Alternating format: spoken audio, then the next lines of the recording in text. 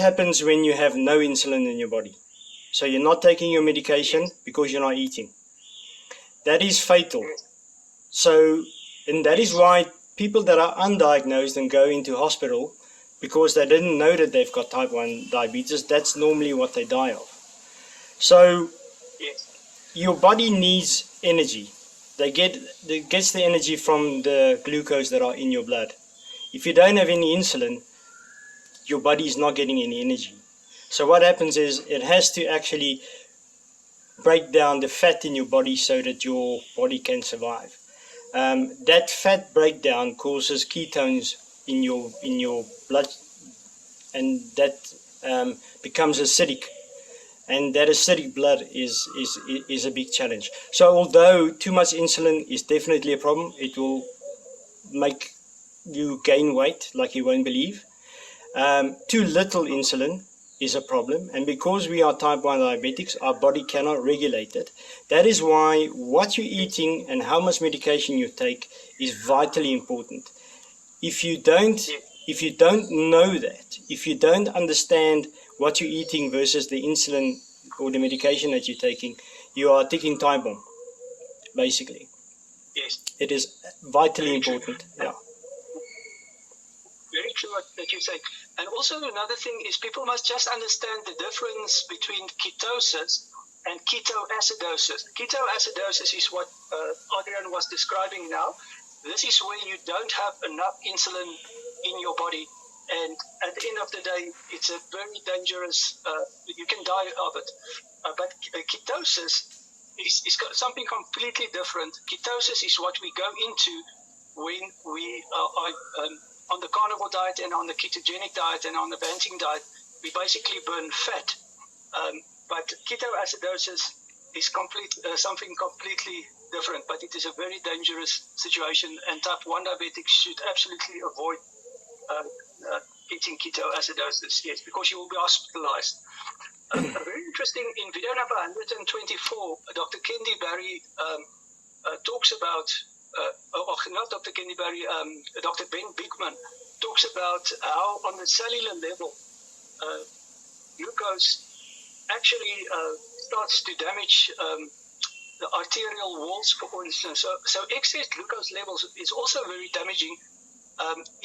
In fact, what he say is at a certain stage, when you have too much glucose in your cells, the cells can't handle the glucose anymore. And what happens is it turns it into sorbitol. And what happens, that sorbitol actually make that the glucose can't go out of the cell. And what happens is the cell actually bursts. So it's, if you understand the biology better and so forth, you can have a better conversation with your doctor. The trouble, Adrian, is that people take the word of their doctor and they just accept the medication. I made a video this morning where I told somebody I wished, because he was calling me a doctor, I corrected him. I said, no, I'm not a doctor. And I don't think that I'm cleverer than a doctor. But I say I wish doctors will remember what they learned in the first 2 years of their medical education. The biology, how on the cellular level things actually work. But, after the first 2 years, unfortunately, they are learning more how to give medication, and what medications to give. And there's a place for that. But if my doctors always say, why do you want to treat something with medication if you can make it better with lifestyle, with what you eat? Maybe medication will still be necessary, like with type 1 diabetes, but you can reduce the amount, and that is what it's all about, I think, at the end of the day. Well, if you look at the cost of insulin, then the less you use, the better. I think your medical aid, if you got medical aid, will love you. If you if you only use half the medication that you would normally do. That's a very important point. I think doctors want to sometimes just take the easy route. So, doctor, my HbA1c is at 9. What do I need to do? Okay, we don't adjust your diet. Perhaps maybe we should just increase your medication. as an example. So yeah, I think on the carnivore or on the Banting or on the keto diet, if you as a type 1 diabetic can get to a blood glucose level between 5 and 6, you would do really well. I know for the type 2 diabetics, you guys want to get to around 4. If you as a type 1 diabetic can get to a level of 4, I will personally give you a medal. It's quite difficult. Yeah, I believe you. Adrian, and to talk about the pancreas as well, of course I know type 1 diabetes, the pancreas is not working at all anymore. But you know what is upsetting me is there are type 2 diabetics out there that are injecting. And you know, because I used to ask people, because many times people will not know if they are type 1 or type 2 diabetic, and then I will normally ask them, are you injecting? And normally when they say, yeah, they are injecting, then I know they are type 1. But nowadays, I see that there are some type 2 diabetics that their doctor just tells them, listen, you have to inject. And Dr. Kendi Barry talks a lot about that, and he calls those kind of doctors lazy doctors. Because he say there's a test that you can do, it's called the C-peptide test, that you can actually see if the pancreas is still working. He say even if the pancreas is just making a little bit of insulin, you can, with the carnivore diet or with a low carbohydrate diet, start to revive the pancreas, you know. And he talks about that in video number 7 as well. Yeah, so this is important information. I think at the end of the day, Adrian, we need to take responsibility for our own health. And that's what you did. And I think that is the reason why you're so passionate and are sharing this information, because there are so many type 1 diabetics and type 2 diabetics out there. They don't have the information. They only go on what their doctor says. But what if your doctor don't tell you the complete story, you know? But then my question, my question would be is, how did the doctor correctly diagnose somebody as a type 2 diabetic, but then give them insulin?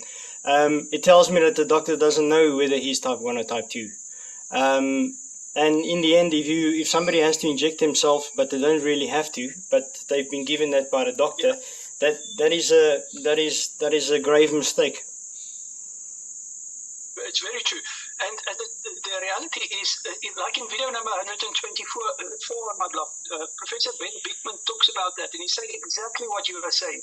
He said that the doctors only look at the glucose level. So for instance, 5.6 to 5.9 is pre-diabetic. Above 6 is diabetic. Now, all that the doctor looks at is, your glucose levels is too high, let's give you more insulin. And they pump the guy full of insulin. But what happens is, if you get too much insulin, as you know, you get high blood pressure, because what insulin does, insulin controls the hormone aldosterone on the kidneys, and it tells aldosterone tells the kidneys to retain salt, and then the guy has high blood pressure. Now, high blood pressure has a risk factor of 4.5 on the Women's Health Initiative study. It's video number 84 on my blog. Type 2 diabetes has a risk factor of 10.7, and type 1, you can include it there, but it's the highest risk factor. So if you can make your type 1 better, like using less medication, eat more healthy, and so forth, then you will reduce your risk of heart disease. You know, and also things like, for instance, high triglycerides. It's got a risk factor of 2.1, but triglycerides go up if you eat too many carbohydrates. So again, you know, you can reduce all those risk factors. But at the end of the day, I think the guy gets the point, and they can listen to the videos and make an informed decision. That's all that we want to achieve on this TikTok channel. Yeah, no, absolutely. So just for type 1 diabetics, just to make your life 100% better. And I might sound like a broken record, but I'm gonna harp on this. You have to eat. You have to eat often, and you have to take your medication. You can't skip meals. You can't say I'm too busy at work. I don't have the time to take lunch, or I'm late for work. I can't do breakfast. Eat and eat often. So 6 meals a day if you can. If you're gonna have a steak, have a steak. Let's say a 400-gram steak as an example. That's big, but divide it into two. So have a piece of steak at 3 o'clock and one at 6 o'clock, instead of having all 400 at 6 o'clock. That way you're going to have much better control. The more frequently you eat, the more you can control what your blood sugar levels are going to do. Spread it out, like your insulin. If you take a long-term insulin in the morning, spread it out. So have a 3 o'clock meal, have a 6 o'clock meal in the evening, instead of having just at 6 o'clock. It's that simple. You don't have to eat more because you eat more frequently. You can have exactly the same, but then half your meals. Exactly. And Adrian, I think you also made the point in one of the comments a few weeks ago that intermittent fasting is not for type 1 diabetics. Am I right if I say that? No, absolutely. So fasting is something that you should definitely not consider. And the only reason why I'm saying that, I mean, fasting is beneficial for most people, absolutely. But type 1 diabetics, because you need to control your sugar levels. Every time you put something in your mouth, it's going to affect your sugar. Every time you don't put something in your mouth, it's going to affect your sugar. And because your body does not control your insulin, you have to do it manually. When you're intermittent fasting, it's very difficult to control. You don't know what happens to your sugar because you're not eating and you're not taking your medication. That is the challenge. So, and I think that is the main differentiation between type 1 and type 2. You guys have some sort of control. We don't. We've got no control. We have to manage it ourselves. Our body can't do it.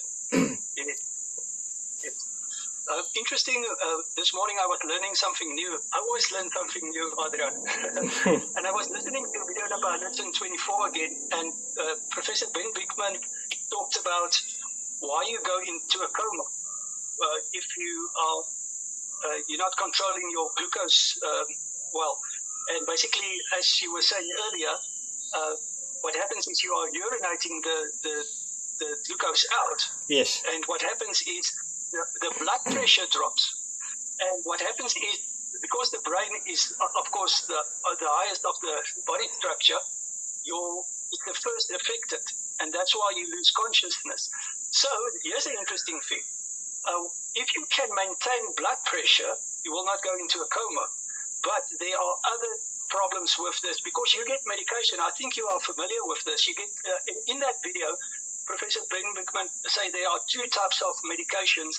You get glucose inhibitors, and then again you get glucose pushers. So basically, glucose inhibitors prevent your body to absorb the glucose in the stomach, and then the other type of medication that you get is glucose pushers, where it actually forces your kidneys to push out more glucose, And he said, but it all has consequences, because what happens is you get urinary tract infections, and your risk of getting urinary tract cancer is very, very high. So all these type of medications that does have a place and is helpful on a certain level does have consequences. Why don't the medical professional rather tell people, go on the ketogenic diet, go on the Banting diet, go on the carnivore diet? Because that is the real answer. Why do you want to put a plaster on something, but that plaster has got some serious consequences? Also, people can check out video Q11, question 11, on my YouTube frequently asked question playlist about insulin resistance, as well as question 2 about type 1 and type 2 diabetes to understand it better. But this particular video will go up on my live my live playlist on YouTube, as well as I will put it on Facebook, if that is all right with you, Adrian. 100%. This video will help people so much And I'm so grateful to have you on the TikTok channel and as a friend. You are literally saving people's lives, my friend. I'm telling you, you are saving people's lives because this information, the consequences of not managing type 1 diabetes correctly, and perhaps being on a typical diet that they prescribe for you. I'm always referring to your video that you made. You guys must follow Adrian on his own TikTok channel. He made a video, and it's a very nice video where he shows the typical food that the Diabetic Association, I would say, would typically tell people to eat, and it's a lot of carbs, actually, a lot of starch and things like that. Go and watch that video. And I'm always thinking, why don't the medical professionals, why don't the dietitians give the proper advice? These guys, they took an oath, Adrian, they took an oath. And Dr. Barry always talks about this. If you take an oath, if you wear a white coat and you took an oath and saying, I will do no harm. Yeah. But you are doing harm by giving the guy not the correct information. And Dr. Barry always say, if your hairdresser tells you something about diet, you can listen to it. It's not a big problem, But if your doctor tells you, listen, Adrian, you must eat this and this and this, you believe the guy because he studied, But what if what he's telling you is the wrong information that's going to be detrimental to your health, No, absolutely. So this is just my point. What's interesting to me, I mean, I'm not a child anymore. I've been around. So what the doctor tell you now in 2022 is exactly what I learned when I had my grade 5 biology many years ago. So nobody has changed. So they're still harping on exactly the same as what I learned in school. And, we learn more and science change and we get to understand things better. So why have they not changed? Have they not learned anything? Yeah. Yes, very true. And Professor Tim Noakes always make this point. He say, a scientist that discover that he's wrong and don't correct his mistake is not a true scientist. Professor Tim Noakes, for instance, he was on the sugar train. He and Bruce Fordyce were selling these energy gels on the Comrades Marathon many decades ago. And he was not benching at that stage, but his father actually, he saw his father pass away from type 2 diabetes, and he started to read a book about low carb. And within 2.5 hours, Professor Tim Noakes changed his mind completely. He changed complete direction, and we know the history, how the trial that he was on, and they turned that whole trial about low carb, about banting, and they won the trial. And that trial cost him 10 million rand. Adrian, I don't know if you're familiar with his story, but he did not even have to attend that trial. Did you know it? I didn't know that he didn't have to attend.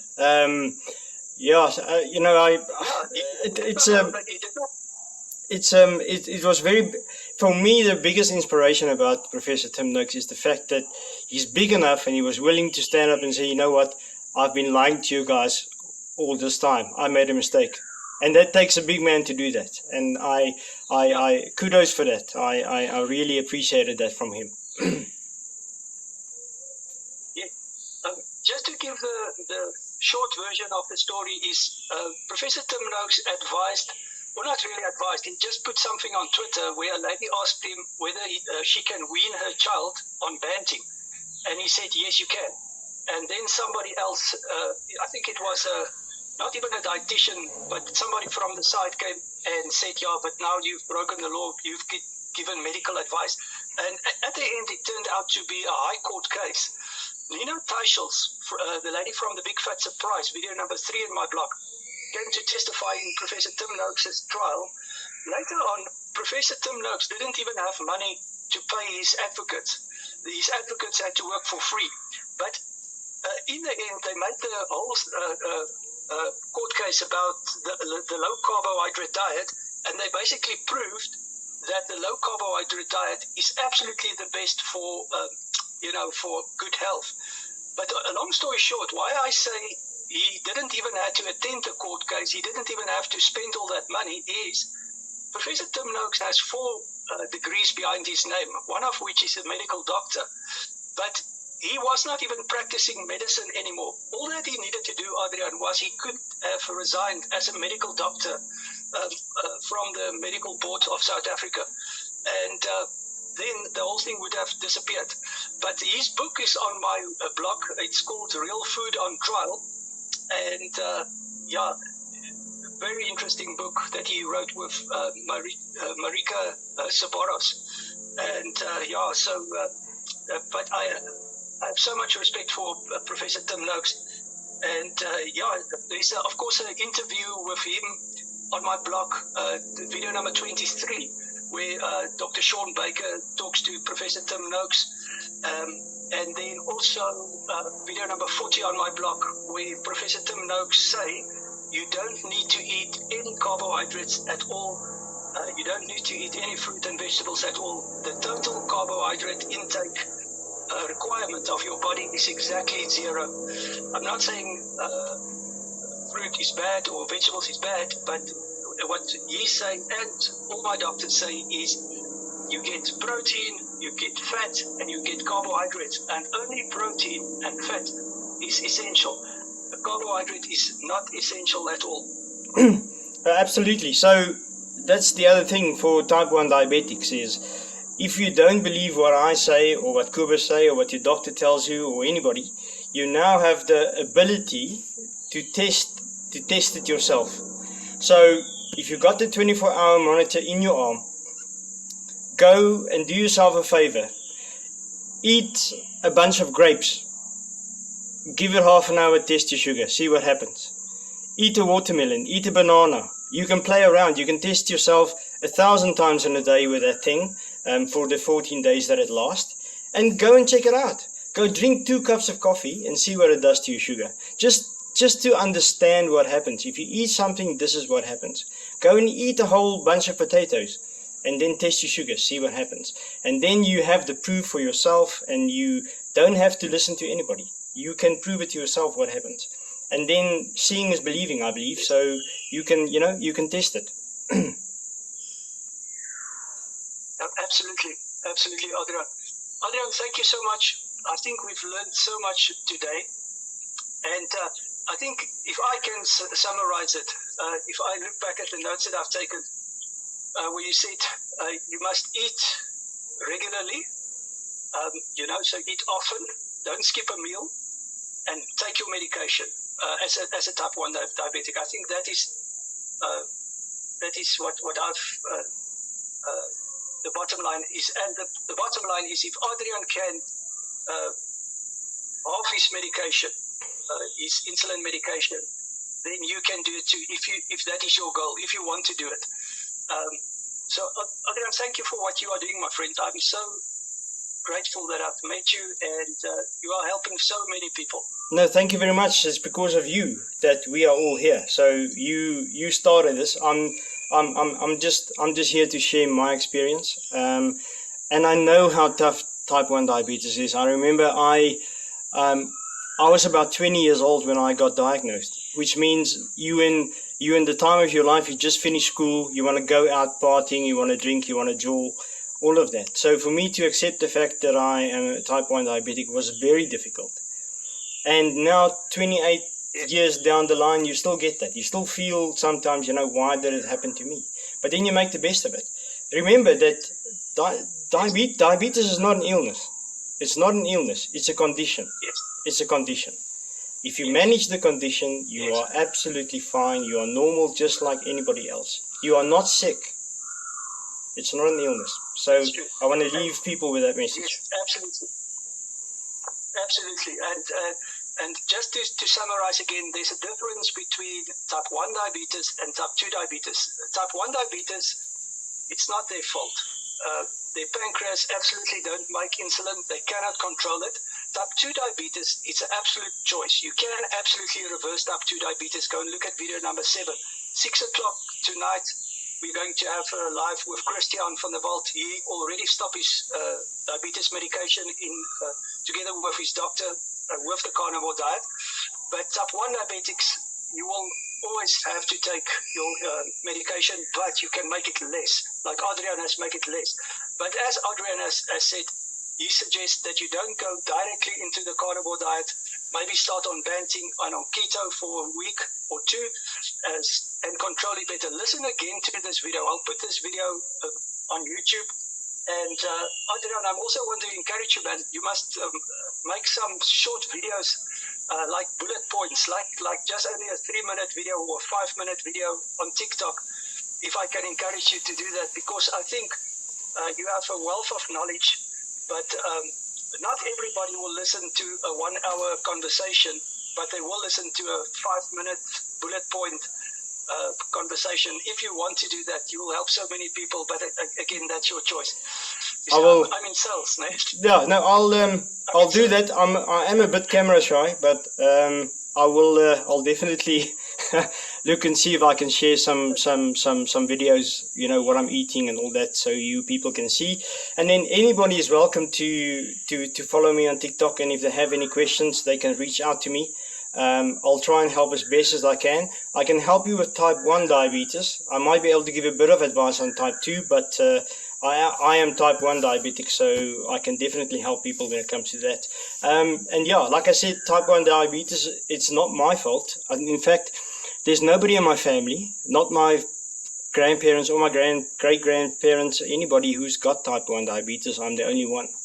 And I'm one of 4 kids. So yeah, it happened to me for reasons we don't know. Yeah, that's great. Adrian, thank you for what you're doing, and thank you for every comment that you make on TikTok. You don't know how much you are helping other people. And I say thank you for the live, and yeah, I'll communicate now with you when the live is finished. Thank you for everybody that came in on the live. Thank you for everybody that participated. This was an excellent experience, and I'll put it on YouTube and on Facebook. And yeah, thank you. Thanks a lot, Adrian. I hope to do this in the future again with you. Absolutely. No, looking forward to it. Thank you. Thank you, Adrian. Keep well. You too. Thanks a lot, Cobus. Thank you. Cheers, everybody. Bye, guys. Bye-bye.